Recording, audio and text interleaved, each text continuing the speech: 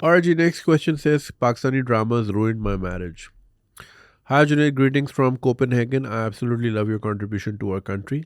Apologies in advance if this comes off as another Shadi question in your inbox, but Allah has been kind. Life has been good to me on other aspects of life. My story starts when I turned 25 years old and I was feeling settled in life. I work in supply chain at a grocery chain in Denmark. Miami would have never accepted if I had chosen a girl on my own for marriage, so I just swallowed a bitter pill and let them pick a girl of their choice. I got to know that I was promised my cousin a while back, but I refused her rishta when I learned that she isn't well read and I won't be able to live with her. So my mommy then chose someone else from her family instead of her daughter, and I had my nikah ceremony with her in 2018. I applied for a visa process and in the meantime took her with me on a tourist visa to Denmark. Life was great. She was adapting to all the environment for the first time ever. I myself had lived in a house that didn't feel like a student dorm. Once her visa was exhausted, she traveled back to to Pakistan. We were just waiting for her papers to come through. Meanwhile, COVID happened. It was a very difficult time where we would only meet each other twice in the span of 3 years. But in 2022, she came again, and this time for good. Junaid, by this time, however, things felt very different. Last time, she was already looking at job portals and improving her LinkedIn profile, learning basic Danish language, etc. Whereas now she was more into how can I improve my living room ka furniture and set up Pakistani dramas on her cable, etc. During COVID, she had started watching those TV dramas. Whenever I would come home after 9 hours, I would ask her what did she do all day, and her typical response would be, "I watched TV dramas all day." Miami visited us for a couple of months, and instead of having a nice family time and traveling, it was all out WWF matches in the home. Our neighbors had to knock on our doors a couple of times to know if everyone was safe in the house, and they heard shouting noises. To cut it short, it ended up in a divorce, and the main reason for it was my wife's lack of patience in everything and her zest of gaslighting smallest of things. My house felt empty after she left. Every day after returning back from work, I just keep the lights off and turned on the TV. While doing the dishes or cooking, I would hear whatever was playing in the background. I heard a familiar dialogue one day. To my surprise, the drama I saw on TV, which had a monotone topic of Saas versus Bahu, was exactly what happened at my home. The things the so-called protagonist and said were the same things my wife used to say in the drama, and in the drama, my wife was shown as the victim slash hero. Junaid Bhai, did Pakistani dramas ruin my marriage? How have we fallen so low that when the world is creating science fiction and zombie apocalypse series or content like many Indian series have, we are repackaging toxic fights as happy family entertainment. I know your advice won't fix my marriage, but I wanted to share my observation and would love to hear your perspective on this. Regards. Alright, so एक भाई हैं Denmark में supply chain में काम करते हैं. इनकी शादी पहले होनी थी किसी कज़न से. ही रिफ्यूज़. अम्मी ने अलाउ नहीं करना था कि अपनी मर्ज़ी से करें, बिकॉज़ क्लियरली अम्मी ने रहना था साथ. अब साथ रही तो एक ही महीने में गुत्थम गुत्था. खैर, सो इनकी जिनसे शादी हुई तो पहले वो विज़िट वीज़ा पे आई, प्री कोविड. सो तब तक वो काफ़ी एंथुसियास्टिक थी. She was looking at job portals, LinkedIn profile. लेकिन जब कोविड के बाद 3 साल बाद आई तो all she would do is watch dramas and clearly do nothing. It's very relatable in terms of कि this is what I get to hear a lot. कि ड्रामे से हमारा घर ख़राब हो गया, ये हो गया, वो हो गया. इन चीज़ों का इम्पैक्ट ज़रूर होता है. ऑफ कोर्स जैसे लोग बोलते हैं कि जी GTA खेल के वायलेंस बढ़ गया है, तो फिर आगे से ये होता है कि भाई हमने सारी ज़िंदगी सुपर मारियो खेला, हम तो कछुओं पे छलांग नहीं मारते. बट ये कि उसका इम्पैक्ट कहीं ना कहीं ज़रूर रह जाता है. बहुत सारी चीज़ें जो है नॉर्म बन जाती हैं. When you keep seeing them again and again and again and again, certain channels in Pakistan are being celebrated just because they are of a particular gender, rather than seeing कि उन्होंने contribution क्या दिया है in terms of quality content. It is true कि हमारे यहाँ content जो है वो बड़ा बहुत ही बेकार होता है. हम बिजली के बिल में पीटीवी को हर महीने 100 रुपये देते हैं, लेकिन पीटीवी ने पिछले 20 साल में आपको कोई भी मेमोरेबल चीज़ नहीं दी है. So it's clearly, but that's, चलो गवर्नमेंट का चैनल है. जो प्राइवेट चैनल्स हैं which have the muscle, even they are very lazy in terms of creating good content. और बस वो कहते हैं जो चीज़ चलती है वो वही कर लेते हैं. इसमें I have mention this before. and I'm saying this very responsibly because I had met some guy जिनका काम ही रिसर्च एनालिसिस था फॉर अ प्राइवेट चैनल, और उन्होंने उसमें यही कहा कि जब तक 13वीं एपिसोड तक लड़की पिट रही थी तो रेटिंग ऊपर थी, और 14th एपिसोड में जब उस लड़की ने हाथ पकड़ लिया कि नहीं, आज से मैं तुम्हारा जुल्म बर्दाश्त नहीं करूँगी क्योंकि मैं अब काम करती हूँ, रेटिंग गिर गई। क्योंकि जो उनकी ऑडियंस है सेक्शन सी डी एंड ई, अब ये मीडिया के बनाए हुए रेटिंग्स हैं। सेक्शन ए होता है आपकी बिल्कुल ही अलग क्लास है, वो तो टीवी नहीं देखती। वो देखती है किम कार्डेशियन वाले ना, कीपिंग अप विद कार्डेशियंस, वो दूसरी है। बी जो है आपकी अपर मिडिल क्लास होती है। फिर सी डी ई जो होती है वो middle class, lower middle class, and then the rest. तो वो उनको तो मॉर्निंग शो इस उन्हीं के अराउंड बनाए जाते हैं। वो औरतें जो घर में हैं, जिन्होंने काम पे नहीं जाना, राइट, जो लड़कियां काम पे जाती हैं वो तो नहीं देखती निदा यासिर का शो सुबह 9 बजे, वो तो ऑफिस में बैठी होती हैं। तो वो होता ही उनके लिए है कि जो बच्चों को स्कूल भेज दिया, हस्बैंड को, वो जो टिपिकल वाइफ मटीरियल, शौहर को भेज दिया, सफाई भी चल रही है, साथ साथ निदा यासिर टीवी पे चल रही है। इसलिए हमारे मॉर्निंग शोज़ के नाम बेसिक होते हैं। उठो पाकिस्तान, जागो पाकिस्तान, सवेरा पाकिस्तान, और क्या होते हैं, इसी तरह के होते हैं, बेसिक एस फक, कि जहन ना लगाना पड़े, क्योंकि उनका टारगेट ही वो ऑडियंस होती है जो जहन लगाती ही नहीं है। सो उन साहब का ये कहना था कि हमारी जो मास ऑडियंस है वो तो औरत ही वही है जो पिटती है सारा दिन। तो वो जब तक वो पिट रही होती है तो वो रिलेट करी थी, हाँ ऐसे तो मैं भी पिटती हूँ रोज़, सही है, ठीक है। और वो इतनी इंटरनलाइज कर चुकी होती है मिसोजिनी कि उनको सही लग रहा होता है कि हाँ भाई शौहर का मूड ख़राब होगा तो हाथ तो उठाएगा। वो जहाँ लड़की हाथ उठा लेती है वो कहती है तो फिक्शन है, ये तो ऐसा होता ही नहीं है, तो वो टीवी बंद कर देते हैं। तो उनकी रेटिंग गिर जाती है। तो because it's a capitalist channel होता है, जो भी चैनल होता है, जस्ट लाइक माई सेल्फ, मैं भी फॉर प्रॉफिट ही काम करता हूँ ना, ये कोई चैरिटी तो नहीं चल रही। तो वो भी फॉर प्रॉफिट है, उनका स्केल बहुत बड़ा है, इतने बड़े बड़े इदारे होते हैं, इतने कैमरे होते हैं, इतना बड़ा क्रू होता है, तो उनको प्रॉफिट मैक्सिमाइजेशन करनी होती है। तो फिर वो लेजी टॉपिक्स में ही रहते हैं कि यार जो चलती फिरती चीज़ है, गिने चुने घर हैं डिफेंस में, आप ड्रामों में देखें वही घर आपको बार बार नजर आएंगे, बिकॉज वो लोकेशन बंदी हुई है कि जी ये 60,000 पर डे पे मिलता है, वो 80,000 पर डे पे मिलता है ना, ऐसे ही होता है ना। लोकेशन मखसूस घर है, वो बने हुए ही इसलिए हैं। कुछ लोगों के पास बहुत पैसा होता है, उन्होंने एक्स्ट्रा घर बनाया इसलिए होता है कि ये शूट पे दिया करेंगे, तो सजाया भी बड़ा अच्छा होता है। एक घर बड़ा मशहूर है मज़ार कैद के बिल्कुल पीछे, क्या नाम है उस जगह का, कॉस्मोपॉलिटन सोसाइटी, वहाँ पे बहुत शूट्स होती हैं। आप जब भी, क्योंकि ना उस एरिया में ट्रैफिक इतना नहीं है, मज़ार कैद के बिल्कुल पीछे गुरु मंदिर से भी गली जाती है वहाँ, तो बहुत डिजर्टेड इलाका है। तो वहाँ पे उनको तंग भी नहीं होता, क्रू की बड़ी बड़ी गाड़ियाँ आ जाती हैं, और वो बंगले बने हुए हैं वहाँ पे। तो वो बहुत ड्रामों में और बहुत फिल्मों में भी आया है।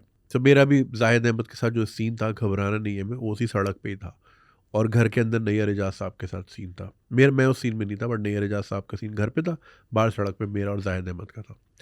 Anyway, so I had this, I met this guy, a wonderful guy in America. शहर का नाम नहीं बताऊंगा।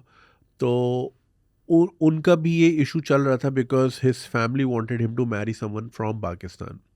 अगेन मुझे चीज़ समझ नहीं आती, जो बच्चे जहाँ पले बड़े हैं आप उनको वहीं की ढूंढ के दें, क्योंकि वो किसी और माइंडसेट में पले बड़े होते हैं, आप बिल्कुल दूसरे माइंडसेट की लड़की ला के दे देते हैं, वो मिसमैच हो जाता है। आपको बस ये होता है कि जी यहाँ की लड़कियाँ तो क्लबिंग करती हैं, शराब पीती हैं, तो हम जो है ना मामू की लड़की लाएंगे वहाँ से। भाई जिसने नहीं करना वो वहाँ भी नहीं करती, जिसने करना होता है वो यहाँ भी आइस का नशा कर रही होती है। सो ये तो जहन से आप निकाल लें, ये सिर्फ आपकी तरबियत पे होता है कि आपने किस तरह की तरबियत दी। तो इसका क्या मतलब है कि इंग्लैंड में जितने बच्चे सारे नशे करते हैं, गलत बात है, जनरलाइज स्टेटमेंट है। तो लोगों की प्रेफरेंस होती है कि जी पाकिस्तान से लड़का लाएं या पाकिस्तान से लड़की लाएं, क्योंकि जी ये तो इस्लामिक कंट्री है। हमारा मुल्क इस्लामी नहीं है, हमारा मुल्क मजहबी है, और वो भी मजहबी दिखना चाहता है, वो वाला मजहबी अंदर से नहीं है। सो उन साहब का को बहुत मसला हुआ लड़की ढूंढने में। अब वो एक अमेरिकन माइंडसेट वाला आदमी है, वो एक बहुत अच्छी कंपनी में जॉब भी करता है, लेकिन साथ साथ साइड हसल भी करता है, ये भी करता है, वो भी करता है। तो वो थोड़ा सा अग्रेसिव फाइनेंशियली परसू करता है लाइफ को, because that's how he has grown up. वो कह रहा है मैं जब भी पाकिस्तान गया रिश्ते ढूंढने, अम्मा ले गई, खाला ले गई, इधर उधर उधर, तो लड़कियां तो प्रिंसेस हैं यहाँ पे, एक जनरल जो है वो प्रिंसेस हैं, और वो बस वेट करिए कि कोई शादी, क्योंकि अगेन एक लड़की को दिमाग में डाल दिया कि जी तुम्हारी सारी आज़ादी शादी में है, घूमने फिरने जाना है, हुंजा जाना है, शादी के बाद जाना। ये बातें मैं बहुत रिपीट कर चुका हूँ, मुझे भी अनोय करती हैं अब ये चीज़ें। तो वो तुम अब वेट करो, तुम बस तैयार होके रहो। तो वो एक सर्टन माइंडसेट है, मैं ही नहीं कह रहा सारी ऐसी हैं। तो वो प्रिंसेस है कि भाई मेरे पीछे तो बड़े रिश्ते हैं और लड़के भी पीछे लगे रहते हैं। सो सो मैं जो है वो मैं आई एम समथिंग। तो मैं कह रहा मैं उनसे बात करता था कि भाई तुमने लाइफ में गोल क्या है? कहती है, क्या गोल है? कुछ भी नहीं है, बस ठीक है, शादी होगी, बच्चे होंगे, ये होगा वो होगा। या फिर वो ये पूछ रहा था as an American, typical American, what are you bringing to the table? तो कह रहा लड़कियों के पास जवाब नहीं होता था। वो कहती थी मैं हूँ ना। वो कह रहा, तुम तो हो, ऐसे तो मैं भी हूँ, बट लाइक हम एक inherently just because we exist, that's not bringing something to the table. You have to you know match the equation. तो मैं this is what I want to do, this ये मेरे गोल्स हैं, मैंने अपने आप को इस तरह प्लेस करना है ज़िंदगी में, ये करना है वो करना है। व्हाट तुम्हारा क्या उसमें है होगा इनपुट? कोई ख़ास कह रहे जवाब नहीं मिलता था। I am of course paraphrasing and forgetting a lot of further details, but you get the point. तो वो कह रहा है यहाँ पे वो लड़कियों का ना वो माइंडसेट ही नहीं होता कि हमने कुछ करना भी है ज़िंदगी में, या कोई गोल है या कुछ नहीं, बट ठीक है, ग्रेजुएशन कर ली या डॉक्टर बन गई, क्योंकि डॉक्टर बहुओं के, क्योंकि उनकी सोच ही शादी के अराउंड होती है कि डॉक्टर बनूंगी मेरे चांसेस बढ़ जाएंगे, ये करूँगी तो ये। सो सो ये बात है, and this is what I hear from a lot of overseas women as well, कि पाकिस्तान की लड़कियां वेली हैं और वो बस एक फ्री मनी का वेट कर रही हैं बैठी हुई। Again not all but most, कि बस कोई आएगा और वो हमारे साथ ज़िंदगी, अभी हम यहाँ पढ़े हुए फिर हम वहाँ पढ़ जाएंगे। उनके अंदर कोई फायर नहीं है, कोई इंथुजियाज़म नहीं। Again it is a deep rooted issue, और उनको मैं यही जवाब देता हूँ कि भाई वो जिस सोसाइटी का हिस्सा है वहाँ पे वैसे ही फीमेल इन्वॉल्वमेंट महदूद है, परमिशन के इशू हैं। ये तो आप अर्बन एरियाज़ में KLI, कराची, लाहौर, इस्लामाबाद में देखते हो, आप दूसरे शहरों में जाओ आपको औरत ही नज़र नहीं आती। तो एक बहुत बड़ा खाली पाकिस्तान कराची, लाहौर, इस्लामाबाद नहीं है, उसके अलावा बहुत बड़ा पाकिस्तान है। आप मैं भी कोयटा में था, कोयटा में you you barely see women around. Similarly Burewala में मेरा दोस्त रहता है, वो तो खुद कहता है कि आप गाड़ी चला के निकलो, all you see is men. या ईद के दिन में, अभी जो ईद गुजरी है, वाना वज़ीरिस्तान की एक तस्वीर आई थी जो मैंने पिछले एपिसोड में मेंशन किया था, कि कोई झील के पास लोग थे और उसमें फेमिनिस्ट ख़वातीन लिखा था, वेयर आर द वुमेन? चले वुमेन नहीं निकलती घर से बाहर, छोटी बच्चियों को तो ला सकते हो झील देखने, it was just main. So mobility का इशू है, इन्वॉल्वमेंट नहीं है, तो वो एक फिर डराया हुआ भी है। तो वो उनको जब रखा ही है कि भाई तुमने घर में ही रहना है, तो फिर वो घर में ही पड़ी रहेगी, तो फिर वो आगे भी यही सोचेगी कि मैंने आगे भी बस घर में ही रहना है, तो मैंने बस टीवी देखना है और रियलिटी शोज देखने हैं, बिग बॉस देखना है। Bigg Boss such a red flag, I swear to god, I would never date anyone, I would have never dated anyone जो कि बिग बॉस है। I think it's a very invasive show कि उनकी ज़िंदगी में क्या चल रहा है। Same goes for daily vlogging, बैठे भाई देख रहे हैं भाई फलाने ने नाश्ते में क्या, वो the fuck who gives a shit man कि अगले ने नाश्ते में क्या खाया। But there are people who watch it. So ये बहुत बड़ा मसला है, it's a deep rooted issue. तो जो खवातीन ओवरसीज़ होती हैं, वहीं पली बड़ी हैं, काम करती हैं, वो एक उनका ये मानना है कि पाकिस्तान की औरतें वेली हैं। तो उनको मैं समझाता हूँ कि सम आर बाय चॉइस, और वो अपने आप को समझती ही ऐसी हैं कि भाई मैं तो केट मिडल्टन से नीचे तो मैं हुई नहीं, तो हैरी आया या विलियम आया, मैं उससे नीचे तो मैं बात ही नहीं करूँगी। There are some like that, but ज़्यादातर की मजबूरी है कि उनको उनको अलाउ ही नहीं किया जाता कि वो एक सिस्टम का हिस्सा बने, तो वो उस तरह सोचती भी नहीं है। खैर, तो in your case clearly COVID has ruined a lot of marriages, especially the long distance ones, a lot of relationships as well. खैर वो तो रिलेशन तो हराम होती, तो वो तो अच्छा खराब खत्म हुई। एनीवे, तो and a lot of people have changed habits during COVID. For example, I completely stopped reading, and I think this was around the time when TikTok went crazy, and then Reels came along, and then फिर attention span लोगों का fuck हो गया to the point के I barely even watch Netflix now. So she clearly caught on to the addictive nature of Pakistani dramas. And of course, since it's always revolving around household toxicity, तो फिर उसमें फिर अच्छा फिर एक ये भी बड़ा मसला है कि ना हर बंदा साइड करता है, यू नो, प्रोटैगनिस्ट के साथ। यार मेरी ज़िंदगी देखो, this is the reason why these drama sell is because हर औरत कहती है तो मेरी कहानी है, मेरे साथ मैं भी जुल्म का शिकार हो रही हूँ। वो अलग बात है कि जब वो खुद सास के रोल में आएगी, she will be doing most likely the same things because that's how the cycle runs. मगर ये कि हर अपने आप को विक्टिम देख रहा होता है। सो perhaps maybe in this case as well, she saw herself as a victim. And अगर आपकी वालदा ने उनको टोका होगा कि भाई सारा दिन बैठ के ड्रामे देख रही हो, थोड़ा ये भी कर लो, वो भी कर लो, या हाथ बटा लो, या मेरा बच्चा अकेला काम करता है, डुअल इनकम करो, ये करो, तो उनकी लड़ाई वड़ाई हो गई होगी और उसने बोला होगा कि यार मैं विक्टिम हूँ, मैं घर छोड़ के आई हूँ, मैं पाकिस्तान छोड़ के आई हूँ, तो कुर्बानी तो मैंने दी है, सो अब चूँकि मैंने ये कुर्बानी दी है और मैं माँ बाप को छोड़ के आई हूँ, दोस्त अहबाब को छोड़ के आई हूँ, तो अब मेरा राइट है कि मैं प्रिंसेस बन के रहूँ और मैं सारा दिन बस टीवी देखूँ, नेटफ्लिक्स एंड चिल करूँ। And also I will reiterate, वो जो एक वीडियो वायरल हुई थी, काफ़ी एक खातून थी इंग्लैंड की, कि वो कह रही थी मैं तो बहुत बोर हो रही हूँ यहाँ पे, तो मैं फंस गई हूँ, and she was I think a new mother, तो उसको लोग पोस्टपार्टम डिप्रेशन के साथ भी एसोसिएट कर रहे थे। बट वही वजह है कि like you know you need to have hobbies, you need to make friends, you need to assimulate in different cultures, you need to open yourself a little bit. वो हम करते नहीं है, तो फिर रह दे के वही टीवी, फिर वही ARY और वही जियो, फिर वही टॉक्सिसिटी वो चलती है, और फिर वो घर में ट्रांसलेट तो होती है।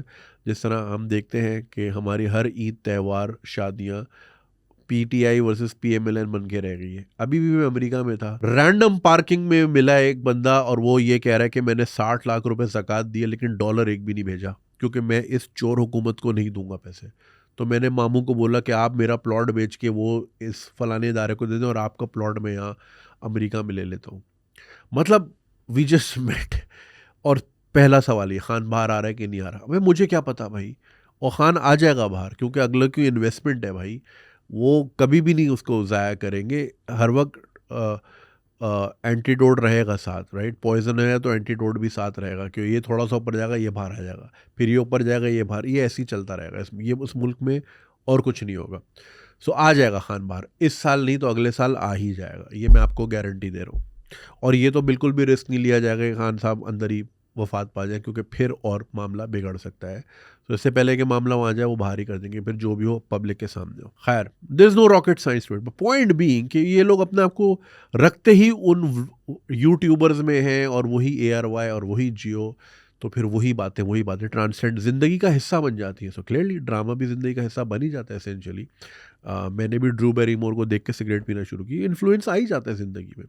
और आप मेरी ये वीडियोस देख रहे हैं, इतने लोग मिलते हैं, इसी चैनल का जिक्र करते हैं, तो ज़ाहिर है ज़िंदगी में इन्फ्लुएंस तो आता ही होगा किसी ना किसी तरह।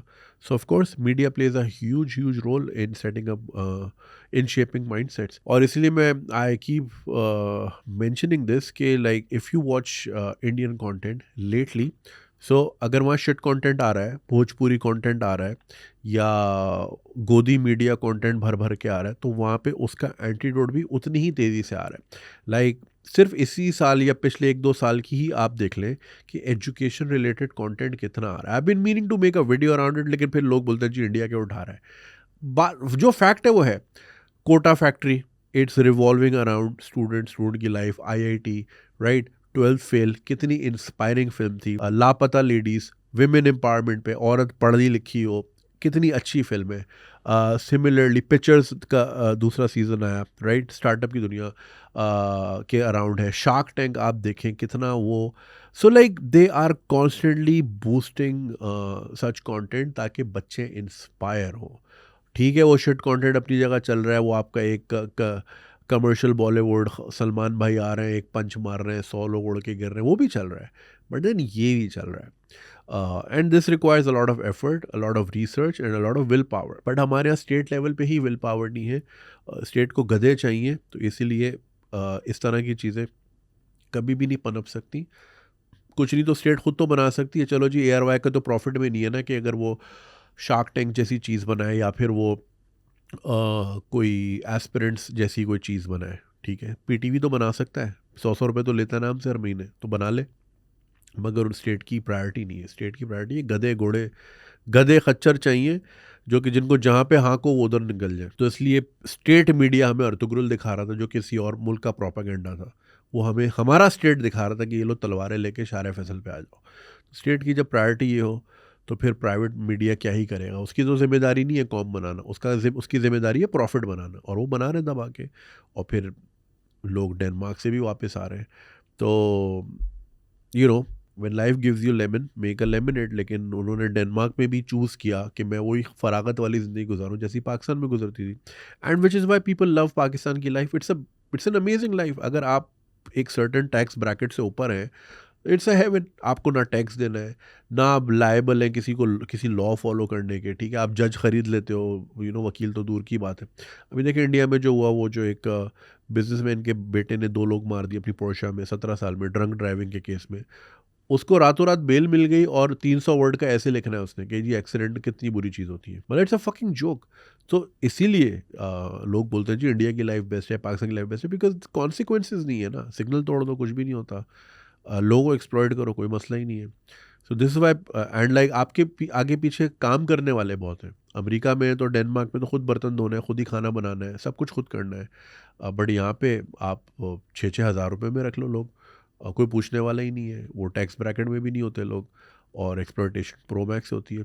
बहुत से तो ऐसे होते हैं कि वो साल भर की, and this is a fact, landlords यही करते हैं कि जी एक बोरी, मतलब सर्टन बोरियां दे देते हैं वीट की, चावल की, पूरे साल की, और 2 बच्चे ले लिए। अब वो बच्चे सुबह से शाम तक उनके बच्चे भी पालते हैं, उनकी टांगे भी दबाते हैं, मार भी खाते हैं, एक्सप्लॉइट होते हैं। आपके रूरल एरियाज़ में यही होता है, इसलिए वो ज़्यादा बच्चे पैदा करते हैं, क्योंकि ज़्यादा बच्चे फिर ज़्यादा घरों में जाएंगे, फिर ज़्यादा बोरियां आएंगी। You get it.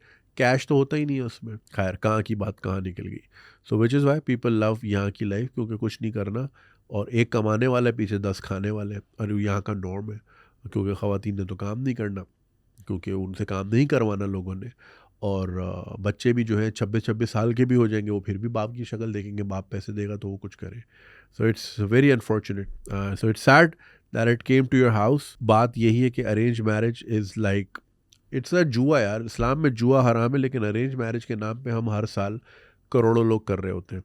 मुझे ये समझ नहीं आती कि एक माँ, ये वही वाली बात है ना कि यार एक हमारे मुल्क का जो भी लीडर है, जो टाइपराइटर पे ट्रेन हुआ है, वो आपके और मेरे, मैं भी पुराना हो गया हूँ, 41 साल का होने वाला हूँ, जो आज का बच्चा है 18 साल का, ऑगमेंटेड रियलिटी की दुनिया का वो बच्चा है, उसके फैसले वो आदमी क्यों लेगा जो टाइपराइटर पे ट्रेन हुआ है? मैच ही नहीं करता। सेम गोज़ फॉर वालिदा को क्या पता, वो ज़्यादा से ज़्यादा देखेंगी कि अच्छा जी बाल कितने लंबे हैं, रंग कैसा है, बीए कर लिया है, डॉक्टर है, दांत पूरे हैं। एंड ऐसे दांत बिकॉज मेरी अपनी कज़न के ऐसे उंगली डाल के दांत चेक किए गए थे। तो उन्होंने तो ज़्यादा से ज़्यादा यही देखना है। रहना आपने है, कंपैटिबिलिटी आपने करनी है। जैसे कि आपने कहा कि जी आपने पिछले कज़न को इसलिए रिश्ता डिनाई किया because she was not well read. तो वेल रेड इसीलिए आपको चाहिए थी ना, क्योंकि आप बंदा बात तो कर सके। सिर्फ सोना थोड़ी होता है बीवी के साथ, बात भी करनी होती है, गाड़ी में भी बैठना है, ज़िंदगी भी प्लान करनी है, फ्यूचर भी प्लान करना है। तो अगर किसी की सारी ज़िंदगी ड्रामे ही रहे हों, तो उसके साथ आप क्या ही ज़िंदगी प्लान कर लोगे? So it's important. शादी आपकी है भाई, शादी एक ही बार होती है, ये बात भी याद रखिएगा। लोग कर लेते हैं बार बार, मगर होती एक ही बार है। जैसे प्यार भी एक ही बार होता है, लोग कर लेते हैं बार बार, समझौते ही कर रहे होते हैं। तो देखभाल के कीजिए, ज़िंदगी आपने गुजारनी, अम्मी ने नहीं गुजारनी। अम्मी ने आगे चले जाना है, अब्बू ने आगे चले जाना है, ज़िंदगी का साइकिल ही यही है। रहना आपने, और फिर आपकी नस्ल उस वहीं से ही आनी है। And same goes for women, like you can't just say yes to a man because वो घर आया था और समोसे खा लिए थे उसने। यू नीड टू टॉक, और उसके अंदर रह के, बाउंड्रीज के अंदर रहते हुए, but you need to figure out कि अगला बंदा क्या है, उसके नॉर्म्स क्या हैं, उसकी ज़िंदगी में प्रायोरिटीज़ क्या हैं। शादी के बाद फिर कहता है अच्छा इसने इसने तो ये करना था, या इसमें तो कोई ड्राइव ही नहीं थी। अब चाहे वो सेक्स ड्राइव हो या ज़िंदगी की ड्राइव हो, थी ही नहीं। खैर, सेक्स की तो बाद में ही पता चल सकती है। या जैसे कि पिछले एपिसोड में था कि जी वो तो काम ही नहीं करता था, और वो, हाँ, वो जो सक्सेस स्टोरी थी, but she had to find out after after having a kid with that person, and कि वो तो अगला तो ड्रग्स बेचता था। How do you know this? तो इट्स इम्पॉर्टेंट कि भाई ये ज़िंदगी के फैसले खुद करने हैं, और ये जोड़े अम्मी ने पसंद करना है नहीं करना, अम्मियों को समझाएं भाई ज़िंदगी मैंने गुजारनी है, so I need to know the person inside and out before I say yes, because it's trauma. अब आप खुद कह रहे हो मैं अकेले घर में बर्तन धो रहा होता हूँ, पीछे टीवी, वही ड्रामे जिसकी वजह से आपको लगता है आपका घर टूटा। अब आप ट्रॉमेटाइज्ड हो, और आप स्टॉकहोम सिंड्रोम में, वही ड्रामे पीछे भी चल रहे हैं। सो क्लियरली आप मिस तो करते ही होगे, and it will haunt you for a while, and in some cases all their lives. तो प्लीज़ इसको लाइट ना लें। कोई गुड्डा गुड्डी का, असल में वो हमने खेला ही गुड्डा गुड्डी का खेल है ना बचपन में, कि जी पड़ोसी की गुड़िया से अपने गुड्डे की शादी करा दी, एंड लाइक ऑल चिल। ज़िंदगियाँ मैटर करती हैं। देन फिर अब उस लड़की का भी क्या कसूर है, मतलब अब उसके ऊपर लेबल तो लग गया ना, तो उसके आगे क्या प्रॉस्पेक्ट्स होंगे ज़िंदगी में, ये भी सोचें। तो और लड़कियों को भी सोचना चाहिए कि भाई अब ये सिलसिला है। खैर, I wish you the best, ख्याल रखें और ज़िंदगी में अब जो भी फैसला लें, कर लिए ना अम्मी के मतलब कि अब खुद करिएगा। और ये रूरल एरियाज़ में लोगों की नॉर्म ही यही है कि एक घर की पसंद से करते हैं, एक अपनी, क्योंकि एक बीवी शहर की होती है, एक गाँव की होती है। तो वो इसलिए होती है क्योंकि वो बचपन में बात हो गई थी और रिश्ते ख़राब नहीं कर सकते, तो वो कर ली, वो गाँव में रहेगी, शहर वाली शहर में रहेगी। इसलिए जो कराची की प्रॉपर्टी मार्केट ख़ास तौर पे पॉश एरिया में इतनी महंगी, उसकी वजह ये है क्योंकि बहुत सारे apartments are called second wife apartments, including my own where I live. वहाँ पे वीकेंड पे अलग ही गाड़ियाँ आती हैं। क्यों? क्योंकि साहब मिलने आए होते हैं शहर वाली बीवी से। सो ये और बड़े बड़े जितने भी प्रोजेक्ट्स हैं वहाँ पे मोस्टली सेकंड वाइफ्स रह रही होती हैं। सो या it is what it is. ख्याल रखें। अगर आपको ये वीडियो पसंद आई और आप इसका पूरा वर्जन देखना चाहते हैं तो लिंक कमेंट सेक्शन में दिया गया है। हमारे यूट्यूब चैनल पे पूरा वर्जन मौजूद है और चैनल को सब्सक्राइब करना नहीं भूलिएगा। शुक्रिया।